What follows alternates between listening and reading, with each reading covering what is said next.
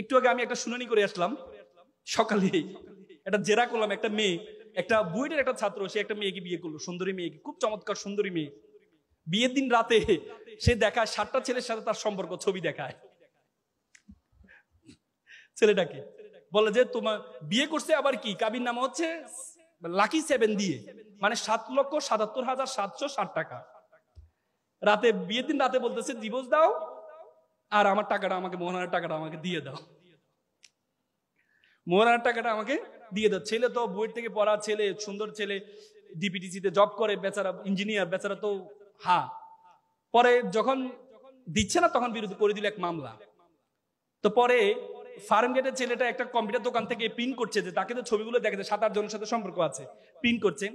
তো কম্পিউটার দোকানে উনি বলতেছে ভাই কি ঘটনা, বলছে এই অবস্থা, আমার তো ভালো লয়ার দরকার। তখন কম্পিউটার দোকান নাকি আমার কথা রেফার করলো, ক্রিমিনাল লয়ার হলে উনি এটা ভালো জানে, ওনার কাছে আপনি যান। তো সেই ইঞ্জিনিয়ার সাহেব 3-4 দিন ধরে আমাকে নিয়ে গবেষণা, ওয়েবসাইট দেখেছে, গবেষণা করে তারপর আমার চেম্বারে আসে। পরবর্তীতে এই মামলা তাকে আমি জামিন করিয়েছি। তারপর আজকে মেয়েটার জেরা করলাম, মেয়েটার জেরা করবো, মেয়ের নাকে দিয়ে মুখে দিয়ে শুধু বাতাস বেরোচ্ছে।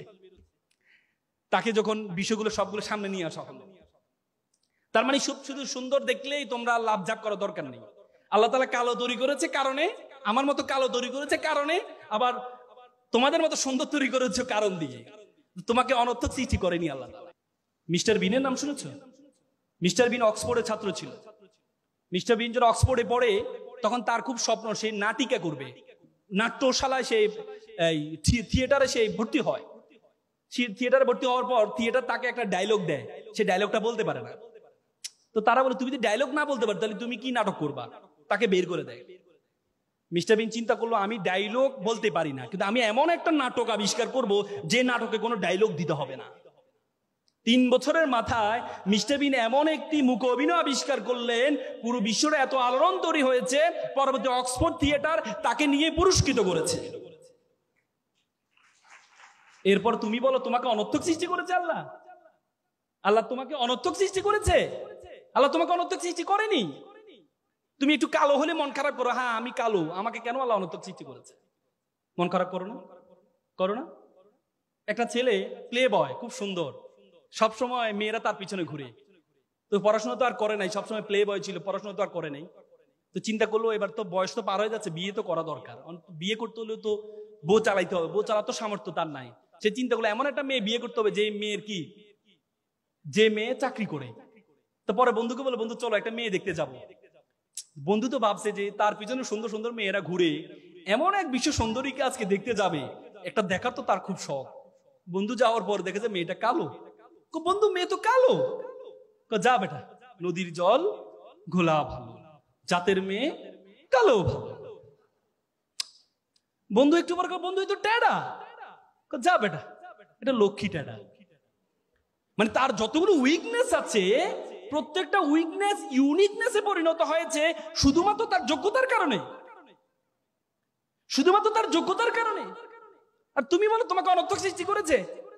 তুমি মনে করো সুন্দরের সুন্দর আল্লাহ মিলিয়ে দেন না, আল্লাহ যোগ্যতায় সুন্দর দুইটাই মিলা নাকি? কোরআনে বলছে আত-তাইয়্যিবাতুল লিত-তাইয়্যিবা আল-খাবিসাতুল লিল-খাবিসা। আল্লাহ কোরআনে বলছে আমি ভালোর জন্য ভালো রাখি আর খারাপের জন্য খারাপ রাখি। বুঝো না? শুধু সুন্দর দেখলে তোমরা মনে করো সুন্দর মানে অনেক কিছু না। সক্রেটিস একটা চমৎকার কথা, beauty cannot escape of calamity. সৌন্দর্য কখনো কলঙ্ক থেকে মুক্ত থাকতে পারে না। তো সুতরাং সবসময় সুন্দরের পিছনে ঘুরিও না, তোমাকে অনর্থক সৃষ্টি করে। আমরা সবসময় সুখের সঙ্গে খুঁজে পাই না, সুখের সঙ্গে খুঁজে পাই না। একটা কাক মন খারাপ, আমি কালো মানুষ, আমি কালো পাখি, আমাকে কেউ সম্মান দেয় না। সবচেয়ে সুখী পাখি মনে হয় টিয়া পাখি। তো কাকে একদিন টিয়া পাখির কাছে গেছে তার সুখের সংজ্ঞা শোনার জন্য। টিয়া পাখি, আহা তোমাকে মানুষ, আমার মনটা খারাপ, কারণ আমাকে কেউ পাত্তা দেয় না। আমি পৃথিবীর সবচেয়ে ভালো কাজ করি, ময়লা আবর্জনা দূর করি, কিন্তু আমাকে কেউ পাত্তা দেয় না। কিন্তু তোমাকে মানুষ সবসময় আসলে, আমি বারান্দা আসলে মানুষ আমাকে দূর দূর করে দাঁড়িয়ে দেয়, আর তোমাকে আসলে মানুষ কাছে নিতে চায়, সেলফি তুলতে চায়।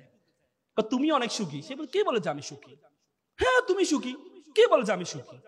আমি কিভাবে সুখী হই? আমাকে মানুষ, আমি বারান্দায় কোথাও যাবো স্বাধীনভাবে চলতে পারি না, মানুষ আমাদেরকে ধরে ফেলে, ধরে খাঁচার মধ্যে বন্দি করে ফেলে। সবচেয়ে সুখী হচ্ছে রাজহাঁস। কি রাজহাঁস সুখী কেন? রাজহাঁস দেখো কখনো বের হচ্ছে, কখনো আবার ঘরে যাচ্ছে, কত ভালো। কাক বলে তার রাজহাঁসের কাছে যায়, রাজহাঁস সাহেব শুনলাম আপনাকে খুবই সুখী। রাজহাঁস বলছে হ্যাঁ আপনি সুখী তো, আপনি যেমন আপনি দেখেন সকালে আপনাকে মালিকে ঘর থেকে বের করে দেয়, আপনি সারাদিন ধরে ঘুরেন, পুকুরে নামেন, ময়লা পুকুরে নামেন, নেমে পুকুর থেকে সারাদিন ঘুরে খেয়ে দিয়ে আবার পুকুরের উপরে উঠে একটা ঝাড়া দিয়ে আপনার সকল ময়লা ফেলে দেন। এরপর আপনার মালিক বিকেলে অপেক্ষা করে আপনি কখন ঘরে আসবেন, ঘরে আসার ঢুকার সময় খাবার দেয়, আপনি ঘরে ঢুকেন, রাতে ঘুমান, আবার সকালে বের হন। আপনার মতো সুখী তো কেউ নেই। সে বলছে আমি সুখী, আমি সুখী। কে বলেছে আমি সুখী? কে বলেছে আমি সুখী? সুখী তো সবচেয়ে বেশি সুখী ময়ূর। দেখো কত সুন্দর ময়ূর, তার সাথে মানুষ ছবি তোলে, তার সাথে সেলফি তোলে, কত সুন্দর দেখতে। কাক বললো যে ময়ূর সুখী। কাক গেল ময়ূর কাছে, ময়ূরকে দেখতে গেলেও চিড়িয়াখানা ঢুকতে হচ্ছে। সে বলে ওরে বাবা রে, মানুষ টাকা দিয়ে তাকে টিকিট কেটে তাকে ঢুকতেছে, তার মানে তো সুখী, সে বেশি সুখী। আমি সুখী। যে স্বেচ্ছাসেবী পাখি, তুমি হচ্ছে সবচেয়ে সুখী, তোমার কোনো ঝামেলা নেই, তোমাকে কেউ আটক করছে না, তুমি স্বাধীনভাবে ঘুরে বেড়াও, মানুষের জন্য কাজ করে যাও, তোমার মধ্যে সবচেয়ে বেশি সুখী হচ্ছে তুমি। কাক তখন ভাবলো আরে আসলে কথা তো আমি না সুখী, আমি না সুখী, আমি মানুষের জন্য কাজ করে যাই, মানুষের কাজ করে যাই, কিন্তু মানুষ কখনো আমার খাঁচার মধ্যে বন্দি করে না, খাঁচার মধ্যে বন্দি করে না, আমি অপরের জন্য কাজ করে যাই, অপরের সুখের জন্য কাজ করে যাই। তখন কাক সেদিন বুঝতে পারলো সে সবচেয়ে বড় সুখী।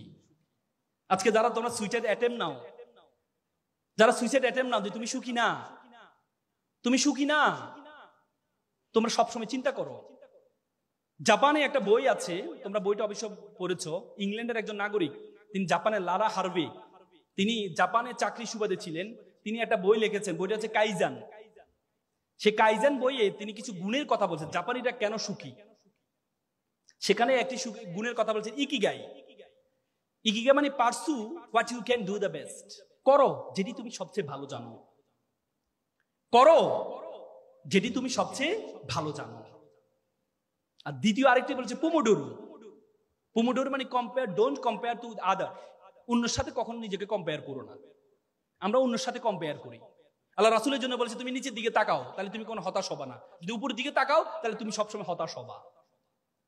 একটা বিল্ডিং এর 11 তলা একটা শিশু বারান্দা দিয়ে তাকিয়ে আছে, আর নিচে একটা রাস্তার শিশু সে খেলছে, কাদা দিয়ে খেলছে। উপরে নিচের শিশুটা চিন্তা করছে ইস আমি যদি তার মতো নতুন পোশাক পরে 11 তলায় থাকতে পারতাম, আর উপরে শিশুটা বলছে ইস আমি যদি তার মতো এভাবে স্বাধীনভাবে নিচে খেলতে পারতাম। তার মানে আমরা অন্য দিকে তাকাই, তুমি কখনো অন্য দিকে তাকাবা না, তাহলে তুমি কোনো সুখী হতে পারবা না, তুমি অন্যের সাথে কোনো তুলনা করবা না।